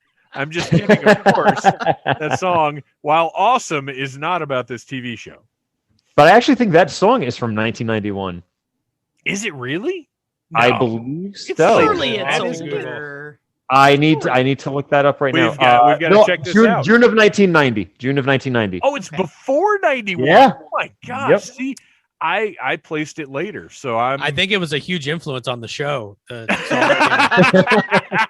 In much the same way that Batman the Animated Series was spawned from Batman Returns. Yeah, absolutely. Just like that. That's funny. The reason Step by Step is in my head, I'm going to share this little factoid with you guys right now. This stays between the four of us. Please don't spread this out to the public. Podcast. I recently purchased an album on Amazon called Now That's What I Call 90s. And hang on, I got to tweet this. I applaud this decision. I applaud this. And I don't know what it is, you guys. I fucking hated this music back then, but it's got Backstreet Boys and New Kids on the Block and Everything But the Girl and Belle Biv DeVoe, Montel Jordan. Mm-hmm. Dude, This Is How We Do It is one of the greatest fucking songs of all time. That song is amazing. It's unbelievable. That's like the ultimate party jam. It's incredible. So they're like 40 songs on this thing. No, wait, I take it back. I think they're like 20 on this one. I've got another one called Now That's What I Call New Wave 80s. That has 40 songs. Dude, these now albums or whatever of yesteryear, great stuff. All right. Anyway, Step by Step, I'm going to check it out. Beth, Sean, did you guys watch Step by Step ever? It sounds familiar, but I've never seen by it. Step. Ooh, And I'm not listening to that song again either. I would so much rather listen to NSYNC and the Backstreet Boys than I would New Kids on the Block. New Kids on the Crazy. Block are definitely not as good, but they have their charms. But yeah, Backstreet and NSYNC are way better. I They're want it better that produced. way. Yeah. Holy shit. Holy shit, you he guys, likes that song. he likes them so much that he calls them Backstreet, not Backstreet Boys. Backstreet. Yeah, They're just Backstreet. Backstreet. They're back. Backstreet's All right. back, all right. All right. Yeah, Come in here and save me. What's your second pick? You've dug yourself into a hole. Wait, are we still doing bad things? You said second pick. No, we're in good things now. This Okay, is we're back to good. Okay, I thought this we is were. your second pick. Where Step by Step is a good thing, obviously. Yeah. I don't know. Yeah. Chris- Suzanne Summers Chris thought it and was a good Stacey thing. Keenan. That did things to a young Sean. Okay, so it's my third pick of good. Oh, things. you're right. You're right. Okay, Yeah, I'm sorry, just sorry. clarifying that I I'm didn't delete my bad thing too soon. I've got Backstreet in my head now, so I don't even know what's going on anymore. All right. Well, I am also picking a movie that has been robbed of a new release that came out this year, and that is no. Drop Dead Fred, Ooh. Ooh. Absolutely. featuring Rick Mayall and Phoebe Cates. I remember MTV started running The Young Ones in the late 80s, I think, mid to late 80s, and I'd already seen it and become a huge fan of The Young Ones at that point. So when Drop Dead Fred came out, my mom and I instantly ran off to the theater to go see this, and it was magical. And I realized people have issues with it nowadays because people have issues with everything nowadays, and it wasn't sensitive enough to mental illness or some such. But it was a delightful romp, and that's all you need to take it for. Rick Mayall plays an imaginary friend to Phoebe Cates and gets her in all kinds of trouble with her horrible mother, Marcia Mason, who is super mean to her, causes her father to leave, leaving Phoebe Cates an emotional wreck. Rick Mayall is there as her imaginary friend to lift her up and pull her out of her doldrums until she grows up and forgets about him and becomes a miserable grown-up. So in that instance, she needs Rick Mayall to come save her. And who doesn't need an imaginary friend to come save them from their wreck of a life once in a while? I think everybody does. And I think that this movie is robbed out of a special new release because it has not had anything since a Blu-ray in 2003. And that is a crime. How has that not had multiple Yeah, releases? that seems Right. That's weird. because this one, like I would say, this more so than Nothing But Trouble for sure has a cult following and has some renown. Personally, not a fan. That's I fair. just find Rick Mayall very off-putting, That Which is also fair. Yeah. which is kind of his thing. So Yeah. I guess good job. Yeah, this one didn't land with me, but it is a big deal, and it absolutely deserves some kind of special release. I don't know how this hasn't been revisited by somebody, but I guess I would be curious to know, like, if we could do a list of big cult classics, what has been omitted, because I think of all the weird little shit, which I guess weird little shit is probably easier to get the rights to, and you do have to balance expenses or whatever, but it seems like Drop Dead Fred is something that people would jump on. You would think. I feel like it rerun well, and who even knows anymore, but I feel like it reruns on stuff. Like I feel like I've seen it. Yeah, it's I've gotten a seen lot it of not that play. long ago. Yeah. Maybe it makes more money in a syndicated format than it does to release it. Well, and I wonder if that's a factor too. Yeah, is could that be. some stuff. Although I don't think Nothing But Trouble fits into this category, but some stuff does better with some kind of streaming license than it would with a home release license. I don't know. Yeah. I don't know how that stuff works. Yeah, definitely a noteworthy film from 1991. Any more about Drop Dead Fred? I saw it in the theater. Yeah. Oh, you same. really? Yeah, that was. Sean saw a movie in the theater. Sorry, Chris, not to take that away from you, but I'm Oh, just Chris shocked. saw it in the theater. But Sean. yeah, Chris- I saw it in Chris, the theater. I saw it in the theater as well. Oh, what? Yeah. Okay. Yeah. Wow. Yeah. I know. I was fully formed. And I related to both Phoebe and Fred. I was like at different points of the movie. I was like, I relate to both of y'all. I see what's going on here. Well, yeah, and another kind of eminently '90s thing, in that it was something weird and different. It kind of stands out as a piece of alternative culture, for the presence of Phoebe Cates and for just the subject matter and the weirdness of the movie.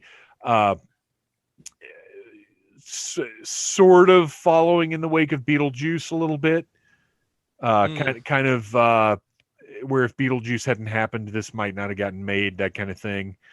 A weird movie worth recognizing. Yeah, kind of. I think there's a look at Beetlejuice, Edward Scissorhands. There's that kind of, that lineage you could draw to just like weirdo stuff. It's weird that there's not a Drop Dead Fred figure. This is also true. Right. Yeah. How has that not happened? Or like a plush toy or something? I don't know. Or a reaction figure. Yeah, Well, NECA, if you're listening. because that Super is 7. literally one of those of everybody. Is there a Funko Pop? They've done a Funko Pop of everything. Is Yeah, there a it's Fred not even Funko a pop. What the heck I is mean- going on? There's probably a Funko Pop of me. How is there not a drop dead? All right, so I'm going to move on to my final pick of something I love from 1991. And unfortunately, I did not have the opportunity to revisit this today because I don't know how or why. I no longer own this due to either shitbag roommate, flooding, or I never would have sold it. So I don't know. It's one of those two things. But my next pick is Marvel Comics Presents 72 to 84, the March to September issues, the Weapon X story, written and drawn by Barry Windsor Smith. This was huge to me. 1991. I am deep into comic books. I'm going to this is the point where I'm going to the comic shop every week. I've got my pull list for the first time.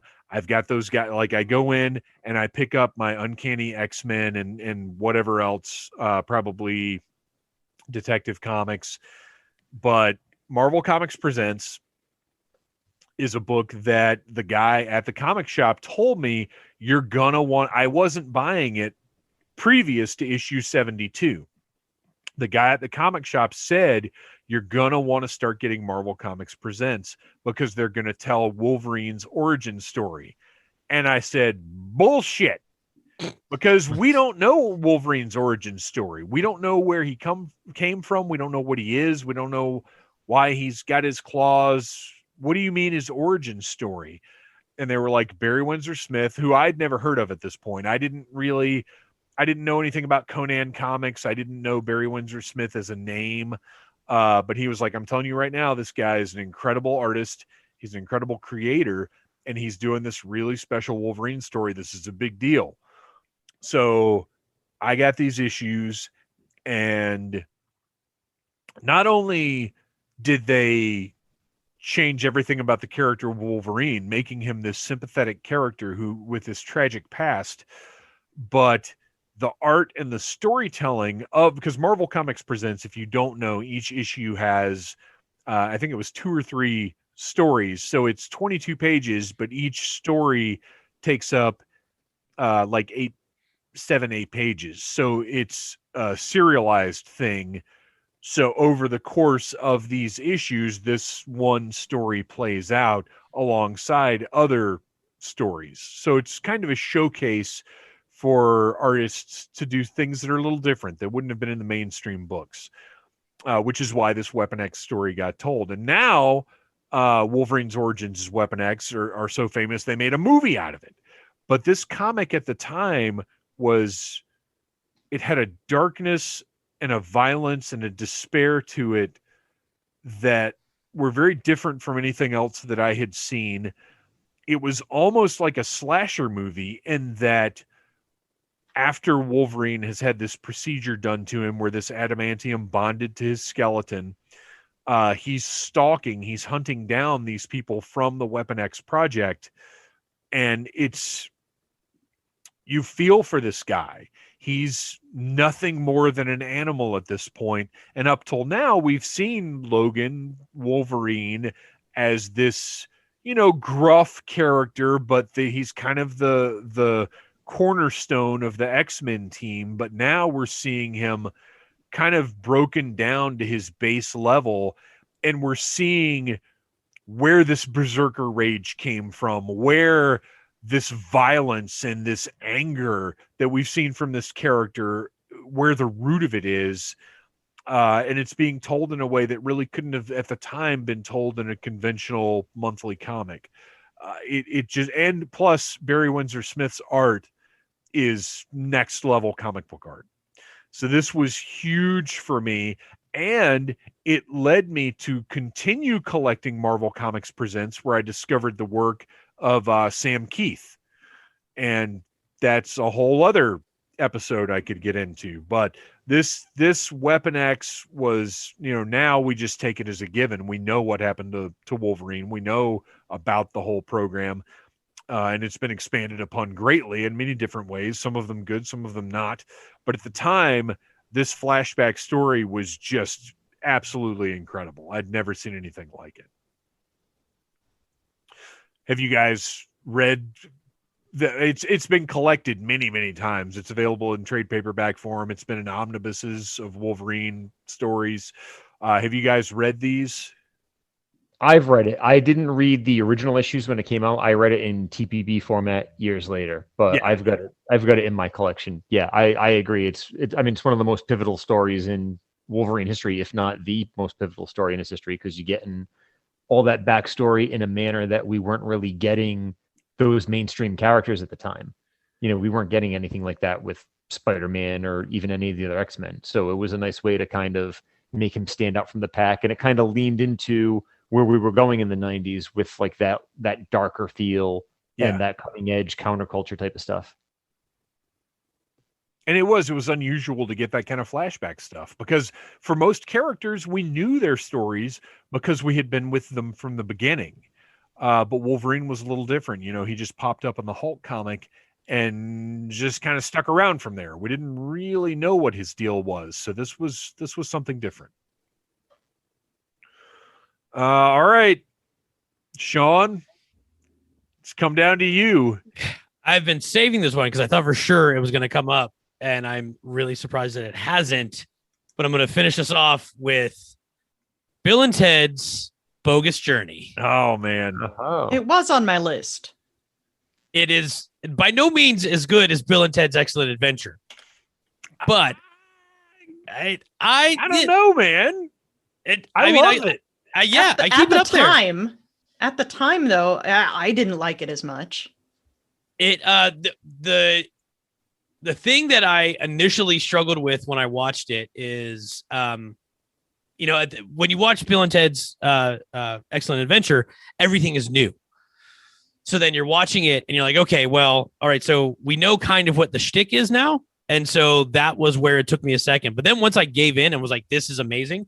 And then Jim Martin shows up and I was like, okay, I'm all in now. Because I was just like, what's Faith No More's guitarist? Well, Jim Martin shows up during the opening credits. So you were in pretty quickly. It took no time at all. And I had a girlfriend at the time, and the most amusing part of this is that I can track the entirety of the relationship, because the first date was Robin Hood, Prince of Thieves, and the last date was Bill and Ted's Bogus Journey, because she couldn't be more annoyed with me geeking out the entire time. Like, I walked out of the theater going, blah, blah, blah, blah, and playing the guitar and doing that like every 2 seconds and losing my mind. And then when the Perfect Crime plays in the movie, doesn't it? Yes, it does. The Faith No More song? Yeah. Yes. When that came on, I, of course, lost my shit. And it plays when they're in the van driving out to the desert before the evil robot kill them. Yes. And then the ZZ Top Beards at the end. And so basically we walked into that movie, a couple walked out of that movie, not a couple. I didn't know it yet, but I was perfectly fine with that. I was like, if that's going to be the breaking point, it's Bill and Ted's Bogus Journey, I will die on that hill because this movie was amazing.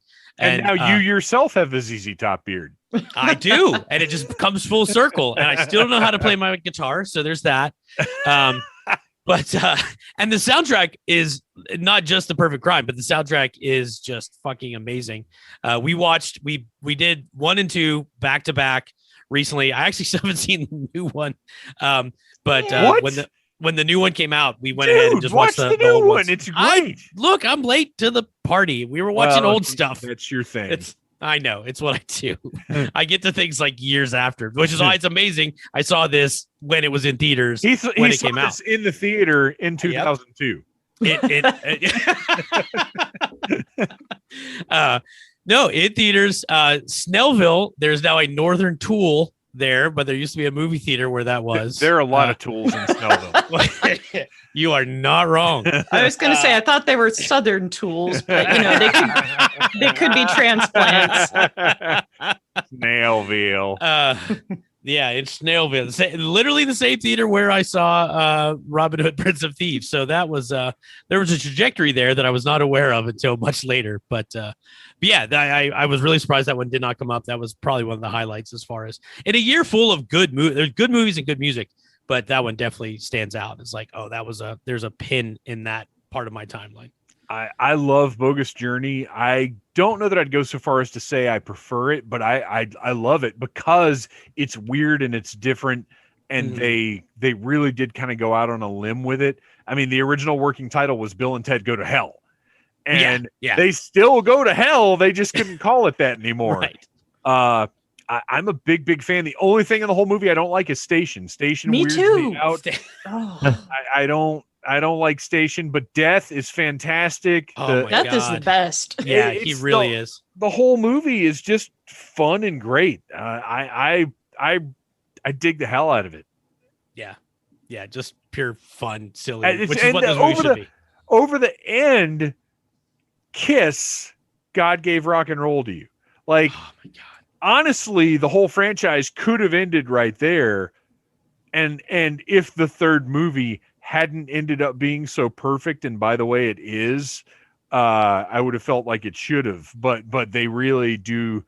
The third movie is powerful. I was very impressed with how they kind of brought it all around. Nice. But yeah, I love Bogus Journey, man. I really do. Awesome. Well, I will add the third one to the list post haste. Yeah, you got to get on that.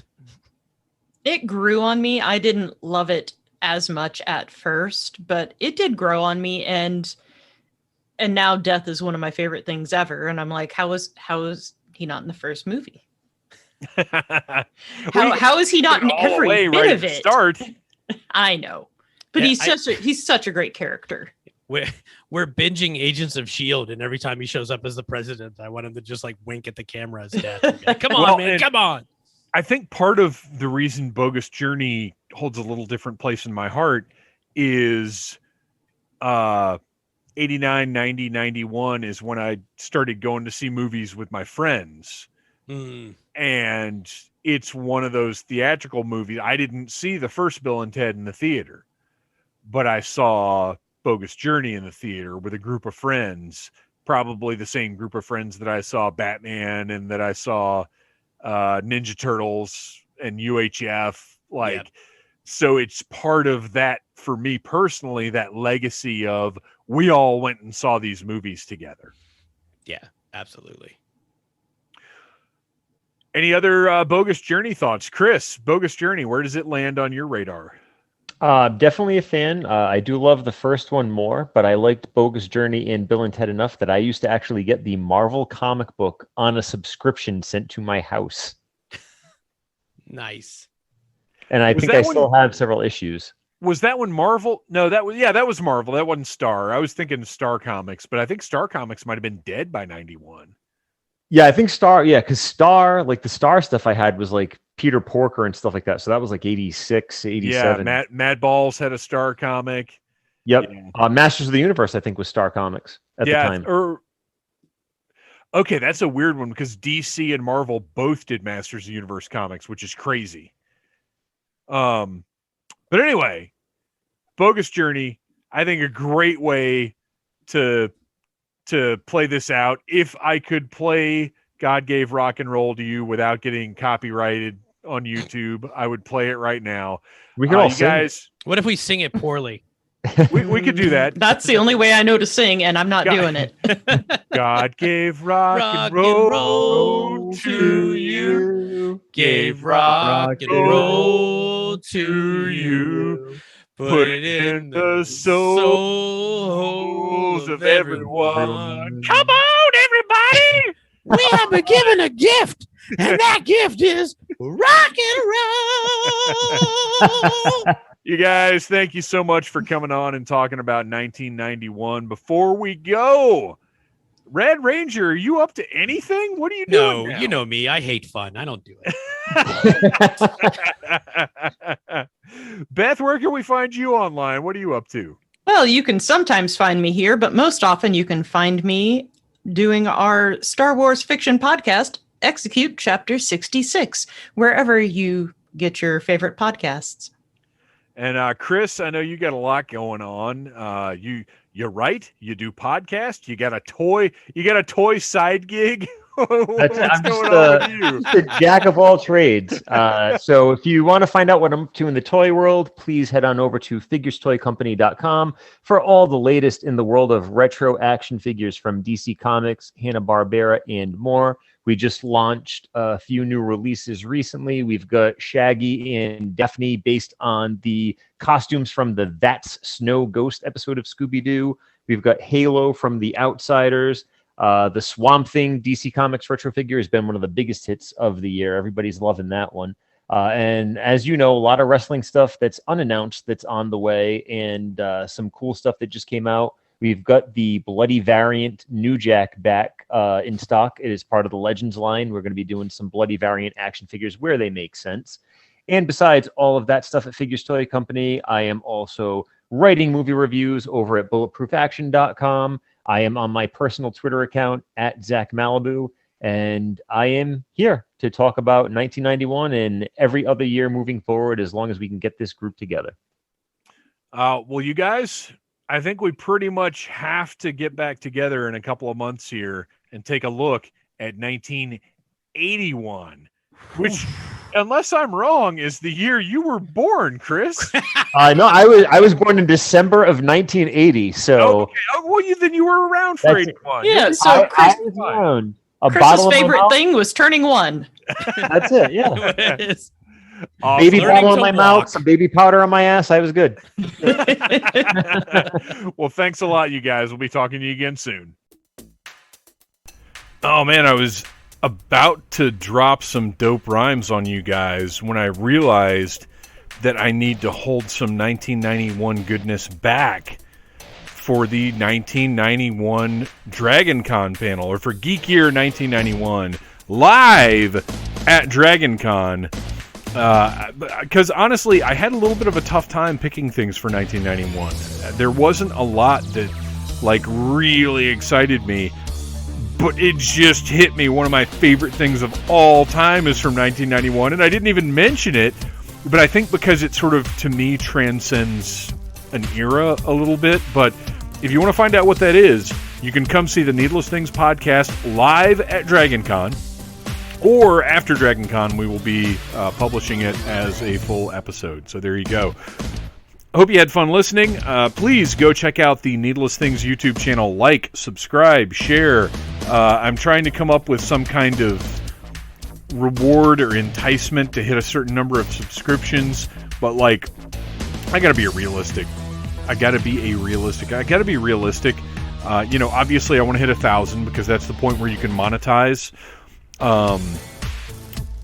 And look, we're on our way, but I don't know. I'll figure something out. But anyway, you guys, thank you for your support. Thank you for listening. Thank you for your continued interest in Needless Things. My only intent is to keep being better and bigger and just bringing entertainment in as many ways as I possibly can.